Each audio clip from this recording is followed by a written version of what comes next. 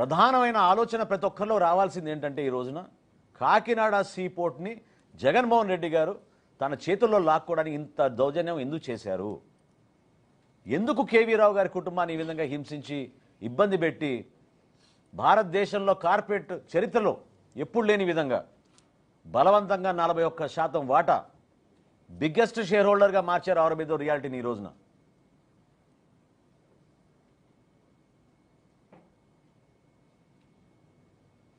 దీని వెనుక ఎవరున్నారో ఇప్పుడు ప్రజలకు అర్థం అవ్వాలి.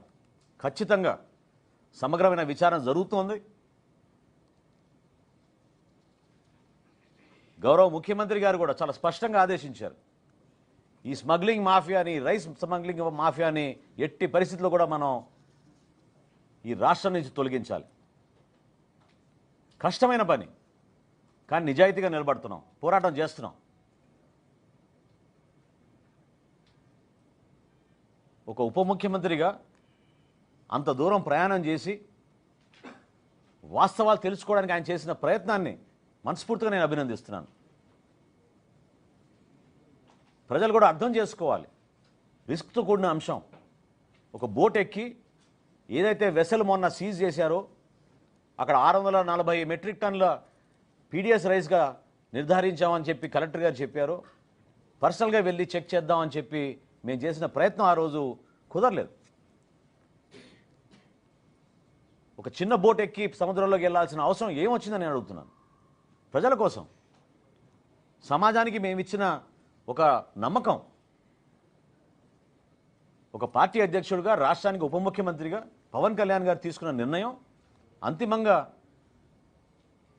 ఏదైతే గతంలో మేము ప్రతిపక్షంలో ఉన్నప్పుడు మాట్లాడి ప్రజలకి మేలు చేస్తామని చెప్పామో ఆ అంశాలపైన పోరాటం కోసం ఎప్పుడూ ఈ విధంగా నిలబడతాం. ఇందులో ఎవరికి ఎటువంటి అనుమానాలు రావసరం లేదు. ప్రభుత్వంలో ఖచ్చితంగా అక్కడున్న వ్యవస్థని మార్చడానికి కోసం కొన్ని నిర్ణయాలు తీసుకుంటాం. ప్రక్షాళన జరగాలి, జరుగుతుంది కూడా. అదేవిధంగా అంతిమంగా ఇంత అద్భుతమైన పథకం సామాన్యులకి, ప్రజలకి అందించాల్సిన ఈ బియ్యం ఈ విధంగా దళారుల చేతిలోకి వెళ్ళిపోయి ఇంత నష్టం కలిగించినప్పుడు అరికట్టాల్సిన బాధ్యత కూడా మా పైన ఉంటుంది.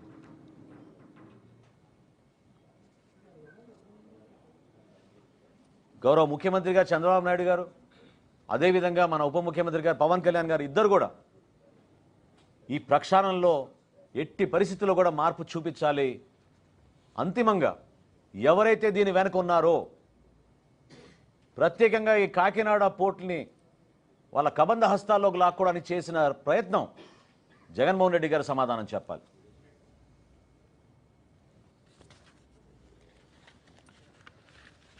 Thank you.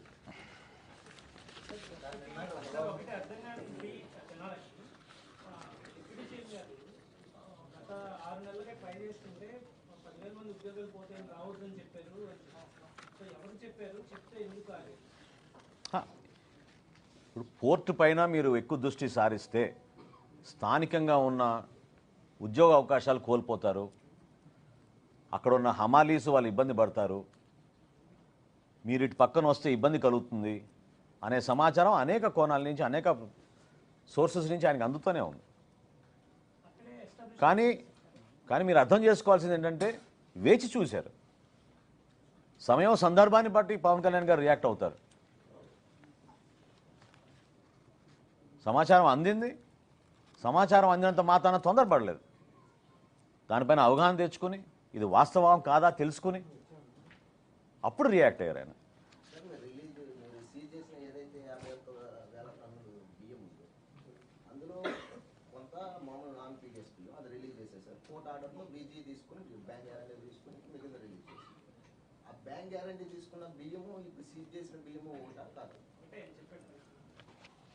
నిర్ధారించాలి ఇంకా. ఓకే, అది మీకు ప్రత్యేకంగా ఉండొచ్చు. వాస్తవం ఏంటంటే చెక్ పోస్టులు ఏర్పాటు చేశాం. ఈ పర్టికులర్ షిప్ స్టెల్లాలో 28 కంపెనీలు బుక్ చేశాయి. 52,200 మెట్రిక్ టన్నులు ఈ షిప్ కెపాసిటీ. 28 కంపెనీలు బుక్ చేశాయి ఈ షిప్ని. ఇంకా ఇన్వెస్టిగేట్ చేయాల్సిన అవసరం ఖచ్చితంగా ఉంది. అది అయిన తర్వాత పూర్తి వివరాలు మీకు ఇస్తారు. పీడిఎస్ బియ్యాన్ని మనం బీజీ తీసుకుని రిలీజ్ చేసినప్పుడు వాళ్ళు దేనికోసం ఉపయోగించుకుంటారు? ఎట్లా పంపించుకోవచ్చు, లేదు వ్యాపారం చేసుకోవచ్చు, ఏంటి? అంటే ఎసెన్షియల్ కమోడిటీస్ చట్టంలో ఏముందంటే ఆహార ధాన్యాలని మనం సీజ్ చేసినప్పుడు బియాండ్ 6 months ఉంచకూడదు. ఎందుకంటే అంతిమంగా అది ప్రజలకు ఉపయోగపడాల్సిన పదార్థం కాబట్టి వాటిని మనం వేరే రోజుల్లో దాచిపెడితే మళ్ళీ కుళ్ళిపోతాయి, నిరుపయోగంగా మారుతాయనే ఉద్దేశంతో గౌరవ కోర్టు అట్లా ఆ విధంగా ఆర్డర్స్ ఇచ్చారు.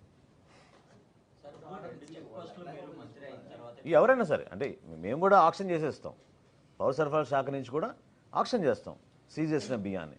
అది రూల్, అది రూల్, ఎసెన్షియల్ కమోడిటీస్ యాక్ట్లో అది రూల్. మీరు 5 months బ్యాక్, జస్ట్ ఇది అనుబంధ ప్రశ్న, 5 months బ్యాక్ మీరు కొన్ని MLS పాయింట్లు అవి విజిట్ చేశారు, సీజ్ చేశారు, వాళ్ళ మీద బ్లాక్ లిస్ట్ పెట్టారు.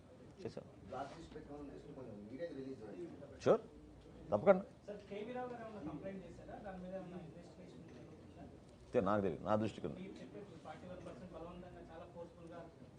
నా దగ్గర ఉన్న ఇన్ఫర్మేషన్ అది చేయాలి, ఎంక్వైరీ చేయాలి. అదే కదా నేను కోరింది.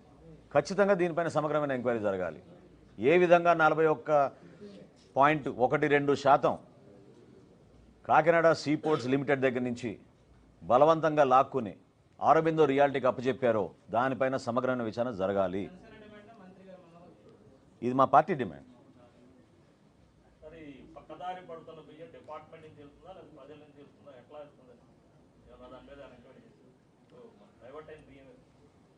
అంటే నేను చెప్పిన దాంట్లో మీరు ఇంకొంచెం లోతుగా అర్థం చేసుకోవాలి. గతంలో ఇటువంటి వ్యవస్థ ఎప్పుడు లేదు. ఇప్పుడు గ్రామాల్లో వార్డులో వీళ్ళు ఈ వ్యవస్థను ఏర్పాటు చేసి ఏదైతే గవర్నమెంట్ సరఫరా చేస్తుందో ఈ బియ్యాన్ని వీళ్ళు సేకరించుకుని ఈ MDU వ్యాన్ల ద్వారా ఒక సెంటర్ పాయింట్కి తోలుకుని అక్కడి నుంచి జాతీయ రహదారి పైన గతంలో వీళ్ళు గ్రీన్ ఛానల్గా ఏర్పాటు చేసుకుని ఇష్టానుసారంగా వీళ్ళు ఈ బియ్యాన్ని ఎగుమతి చేశారు.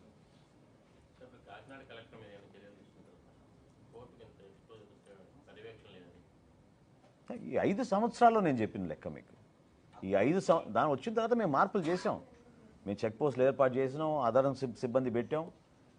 ఇంత పెద్ద పోర్టుకి కేవలం 20 మంది పోలీస్ సిబ్బందిని ఏర్పాటు చేసి 5 సంవత్సరాలు నడిపారంటే దాని అర్థం మీకు తెలియదు.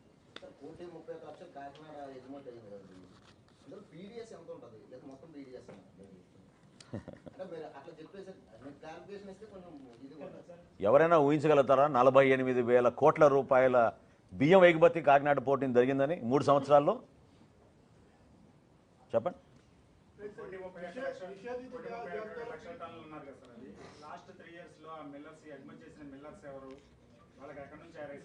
తీస్తాం, ఖచ్చితంగా తీస్తాం. ఆల్రెడీ 41A నోటీసులు సర్వ్ చేసాం, డీటెయిల్ ఇన్వెస్టిగేషన్ చేపించి ఖచ్చితంగా అవన్నీ వివరాలు తీస్తాం.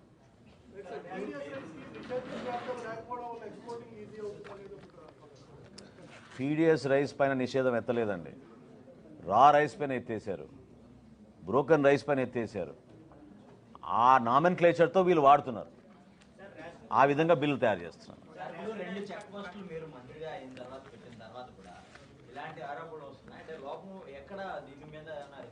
ఉన్నాయి, లోపాలు ఉన్నాయి డెఫినెట్గా. అందుకనే కదా దానిపైన పవన్ కళ్యాణ్ గారు దృష్టి సారించారు, దానిపైనే ఆయన ఆవేదన వ్యక్తపరిచారు. అధికార యంత్రాంగం ఇంకా బాగా పనిచేసే విధంగా, మెరుగైన రిజల్ట్స్ వచ్చే విధంగా ప్రభుత్వ ఆలోచనల మేరకు పనిచేసుకుంటూ క్షేత్రస్థాయిలో వీటిని అరికట్టే విధంగా నిలబడాలి, ఇంకా ఇన్వాల్వ్ అవ్వాలి. ఇటువంటి బయటికి తీస్తాం, ఇంకా దాని గురించి మాట్లాడాలి.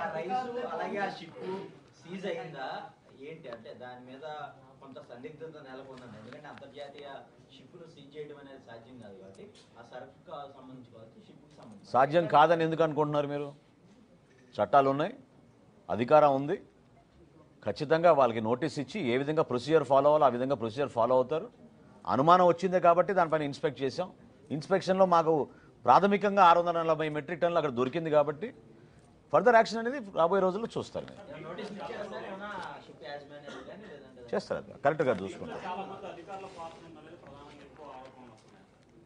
అన్నీ అన్నీ అన్నీ